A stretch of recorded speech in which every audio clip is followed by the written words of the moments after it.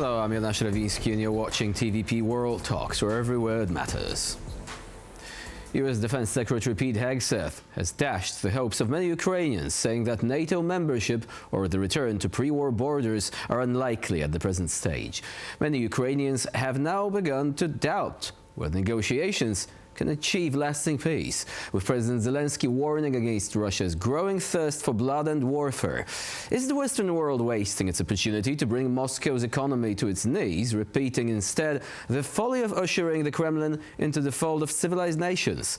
Joining us here today is Rostyslav Khotin, senior editor at Radio Free Europe, Radio Liberty's Ukrainian service. Hello and welcome to TVP World. Hello, Jonasz.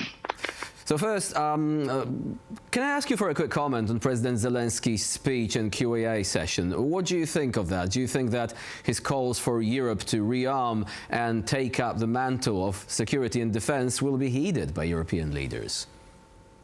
Yeah, Ukraine has been pressing hard for Europeans to play a bigger role in future Ukrainian peace settlement.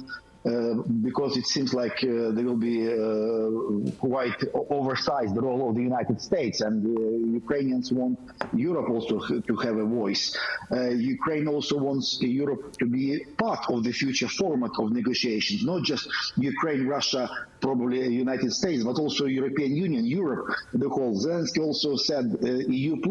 He mentioned Britain also as an important country for Ukrainian security and Ukrainian sovereignty.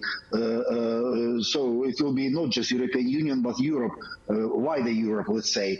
Also, Zelensky wants Europe to be bigger player from the point of view of defense capabilities, because so far Europe has been lagging behind very significantly behind the United States in terms of security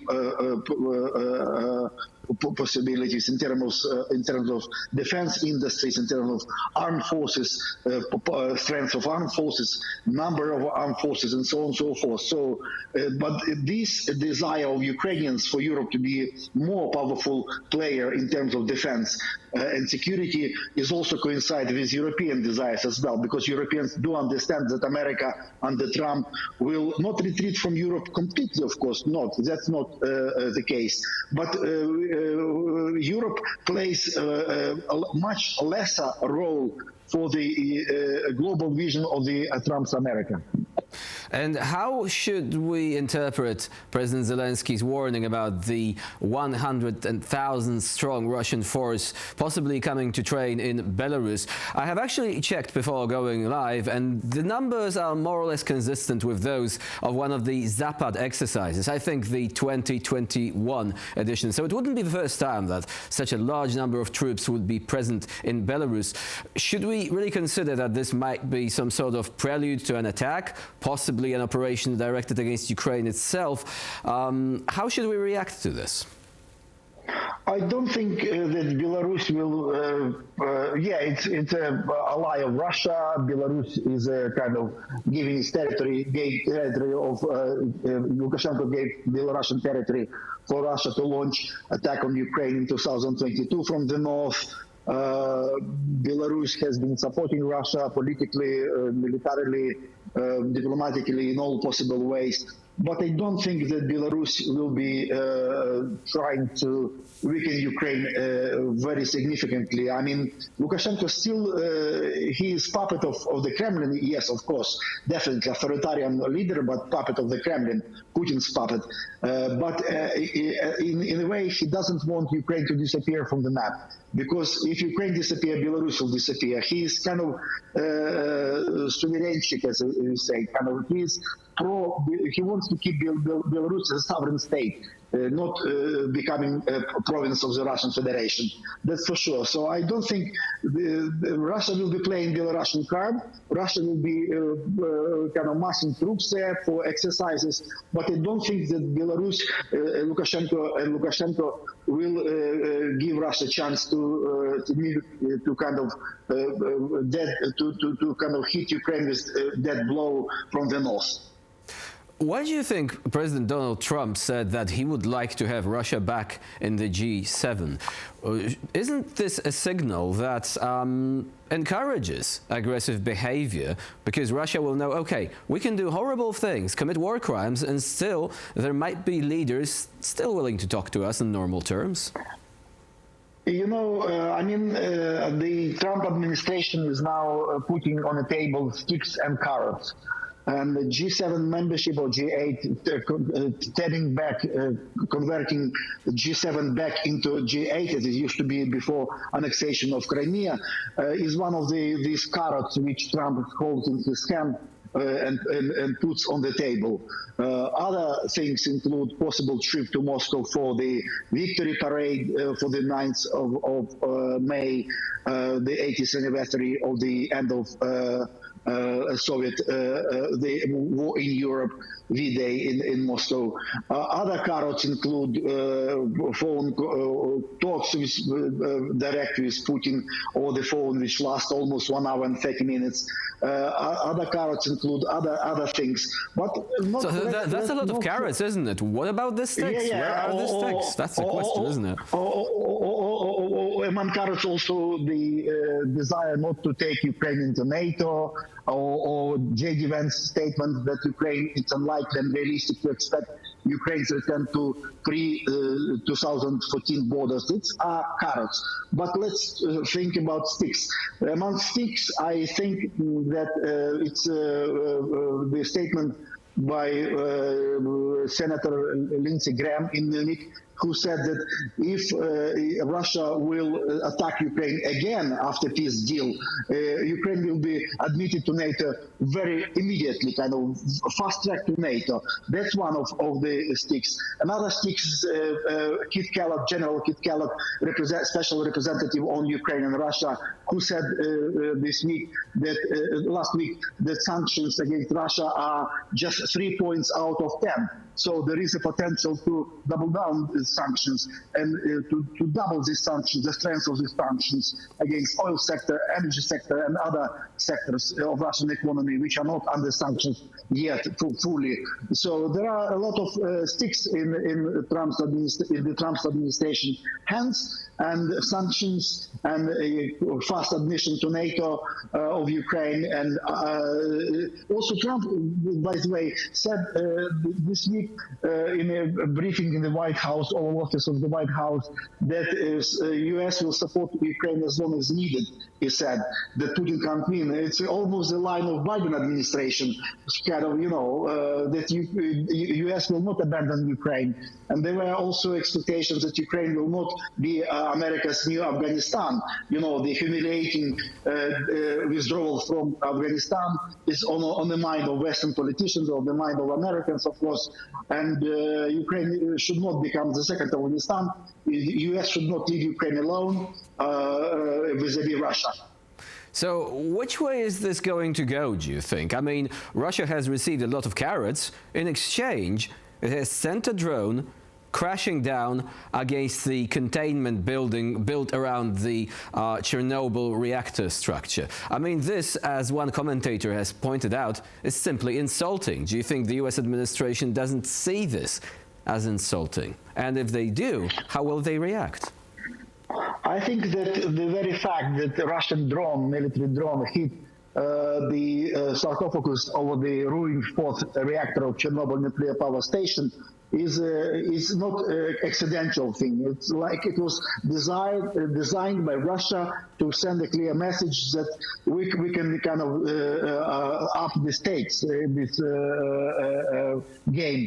Geopolitical game. Of course, Chernobyl has a special kind of place in Ukrainian mentality, in Ukrainian society, after Chernobyl disaster of 1986.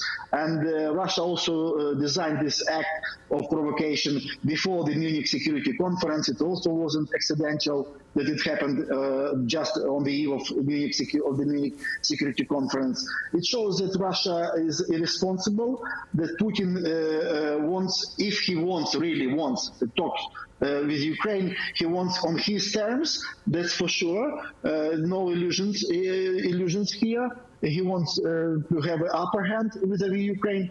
That's why Ukraine wants America and Europe to be also present in these talks. It's not just a two-way format, Russia-Ukraine. It should be four-way format as Ukrainians designs envisage Ukraine, Russia, America, and Europe. And speaking of all things nuclear, do you think that if the negotiations fail, or if they move in a direction that sidelines Ukraine, sidelines European countries, creates a power vacuum when it comes to security, do you think this could result in a new wave of proliferation? Some have pointed out already that if it goes this way, nobody will ever give up their nuclear weapons again in exchange for any assurances, because we can see that this doesn't really work. It is hardly likely that Ukraine would have been attacked if it still had access to the nukes. And new countries can actually say, oh, nukes, well, they actually provide security. They provide deterrence. So why don't we get them as well? Do you think that this could actually be this sort of domino effect? You know, one thing which is clear after almost 3 years of this war, that Russia's play with nuclear arms or threats to use nuclear arms, reminders that Russia is a nuclear power. It was done during the war almost every 2 weeks, every 3 weeks. You know, Moscow used this kind of card as for political gains. It sends a bad signal to the world. Because other countries will indeed think that, you know, if you are a nuclear power, if you are a nuclear country, you have nuclear arms, you will be taken seriously, nobody will threaten you, nobody will attack you, and so on and so forth. It makes absolutely, it shows that Russia acts absolutely irresponsible. It doesn't think widely in the world terms of the whole world, because other countries like, I don't know, Iran, Turkey, Saudi Arabia, and others will think twice whether to become nuclear countries. You know, Russia acts irresponsibly, but after Trump's victory, Russian threat of using nuclear arms and Russia's insistence that it's a nuclear power country with strategic and tactical nuclear arms, it's not heard anymore. Russia uses card during Biden presidency, but with Trump it's very cautious. Doesn't remind often that it's a nuclear country. That's I've noticed quite clearly. And also we have to, paradoxically, we have to praise China, because China and Xi Jinping send Moscow since the beginning of this war, constantly send signals to Moscow: stop threatening using nuclear arms, stop threatening Ukraine with nuclear arms. That's one thing. And also Russia should be reminded from the West that Russia is not the only nuclear power in the world. America has the biggest nuclear arsenal, and also Britain and France, as a NATO members, European NATO members, also have nukes. So Russia is not a monopolist here. Speaking of which, do you think that there should be a change when it comes to the positioning of tactical nuclear weapons in Europe? I'm talking specifically about nuclear sharing. Currently, the weapons are stationed far away from the eastern flank. Should perhaps these weapons be present on the eastern flank as well, as a clear signal of intent, which would only add up to the fact that, as you've mentioned, Russia is not the only nuclear power, but also NATO just happens to have a policy that does not preclude a first strike, which always puzzles me, because we're thinking about a possible Russian attack, but shouldn't Russia be afraid that we might use nukes first as well? Because we're afraid of Russia doing that. We're not actually mentioning the fact that Russia should also be deterred by this very idea.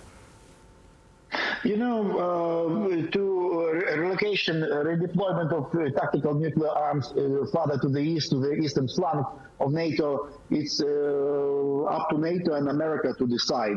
But I don't think that it will kind of play well into the general atmosphere in Europe. It will increase tensions. Probably Russia will also redeploy nuclear arms. We still, by the way, we still don't know whether Russia actually deployed tactical nuclear arms in Belarus. Lukashenko boasts every time that Belarus has now nukes on its soil, Russian nukes, but there are no independent confirmation of this, and NATO doesn't confirm this yet. But generally speaking, the nukes should play a lesser role in the modern world, especially because tensions will be very high. China builds actively a strategic nuclear arsenal quietly, and soon will reach America's and Russia's levels. So, I mean, the tendencies are very dangerous and pessimistic in terms of nuclear weapons. But I don't think that redeployment of nuclear weapons or NATO nuclear arms, tactical nukes, to the eastern flank will ease these tensions. It will have the opposite effect. So that is a compelling point indeed in this ongoing debate when it comes to security and deterrence. Rostyslav Khotin was our guest today here on TVP World. Thank you very much for joining us and for sharing your insight. Thank you, Jonas. And I'm Jonasz Rewiński. You're watching TVP World. Please stay with us for more latest news and updates.